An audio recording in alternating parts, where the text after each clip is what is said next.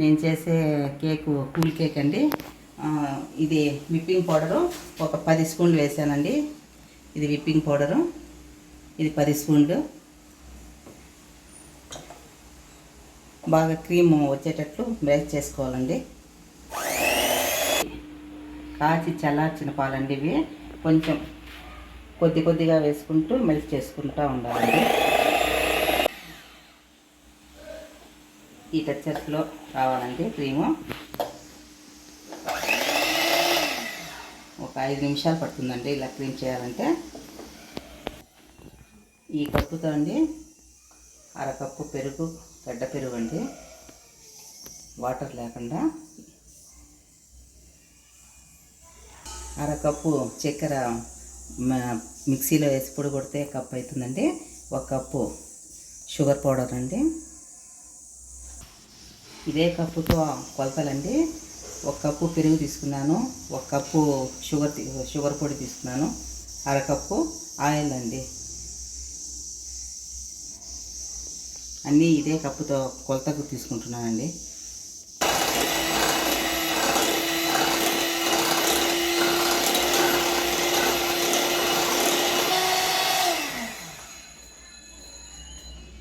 ఈ టెక్స్చర్లో రావాలంటే చేత్తో మిక్స్ చేస్తే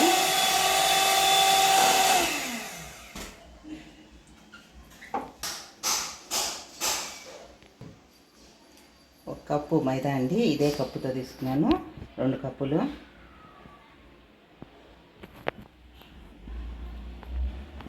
బేకింగ్ పౌడర్ అండి 1/2 స్పూను. బేకింగ్ సోడా, ఇది మెల్ట్ చేసి పెట్టుకున్నాం కదండి బాగా.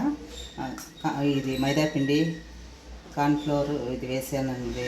బేకింగ్ పౌడరు కొద్దిగా వేసుకుంటూ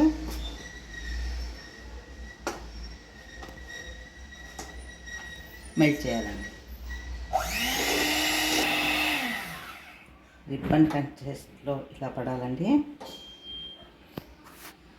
ఈ విధంగా ఉంటే ప్లేట్కు బటర్ పూసుకునేసి కేక్ టిన్నుకు బటర్ పూసుకొని ఇలా బాగా రిబ్బన్ కన్సిస్టెన్సీ వచ్చినప్పుడు ఇలా వచ్చింది కదండి. ఫ్రూటీ వేసుకుంటే అందంగా ఉంటుందని ఇది వేస్తున్నానండి కూల్ కేక్లోకి. 1 కప్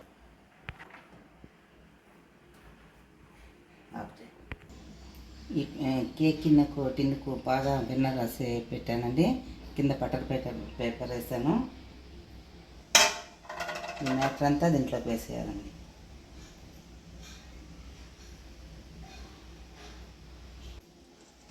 ఇలా వేసాను కదండి. నిండుగా ఒక చాకు కత్తి తీసుకొని ఇలా అనేస్తే బబుల్స్ ఏమైనా ఉన్నా కూడా నీట్గా వెళ్ళిపోతుందండి.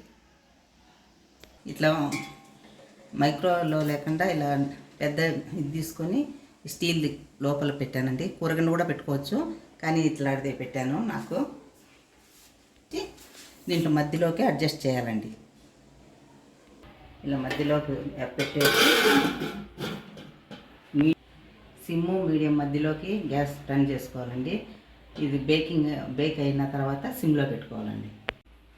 ఇది పక్కన క్రీమ్ పైన కేక్ పూసేదానికండి కార్న్ఫ్లోర్ 1 స్పూను, కోకో పౌడర్ 2 స్పూన్లు, కొంచెం పాలు వేసుకొని అండి ఉండలు లేకుండా మెల్ట్ చేసుకోవాలండి. ఇది కలబెట్టుకునే ఉండాలండి, లేదంటే అడుగు అంటిపోతుంది. కోకో పౌడర్ 3 స్పూన్లు, పాలు, కార్న్ఫ్లోర్ 1 స్పూన్ వేసానండి. సిమ్ములో పెడితేనే ఇది, లేకంటే మాడిపోతుందండి. చాక్లెట్ అండి ఒక 3 పీసెస్ ఇలా గట్టిగా ఉన్నప్పుడే అండి కొంచెం బటర్ వేసుకుంటే కలర్ఫుల్గా ఉంటుందండి. 1 స్పూన్ బటర్. ఫ్రూట్ ఎసెన్స్ అండి 1 స్పూను.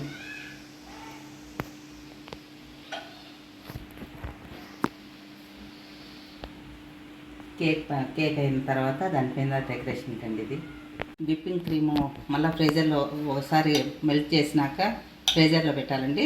ఇలా గట్టిగా అవుతుంది. మళ్ళీ ఒకసారి డ్రై చేసుకోవాలండి.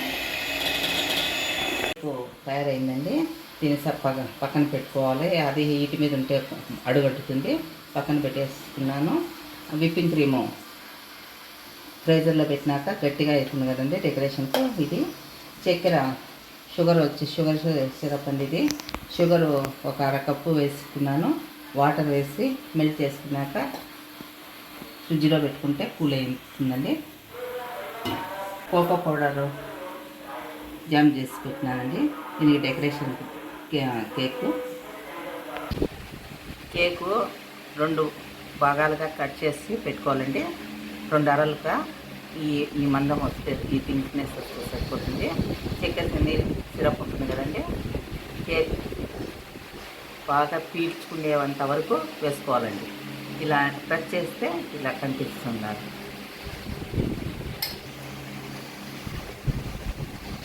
ఇది కోకో పౌడరు వేసి చేసినాం కదండి. ఇది డెకరేషన్కి ఇట్లా వేసి చక్కెర సిరప్ వేసిన తర్వాత ఇది ఇలా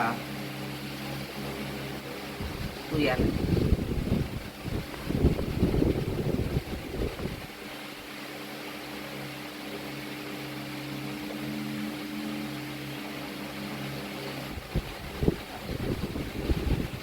రెండో అర కూడా పెట్టేసిన తర్వాత మళ్ళీ చక్కెర సిరప్ వేసుకోవాలండి.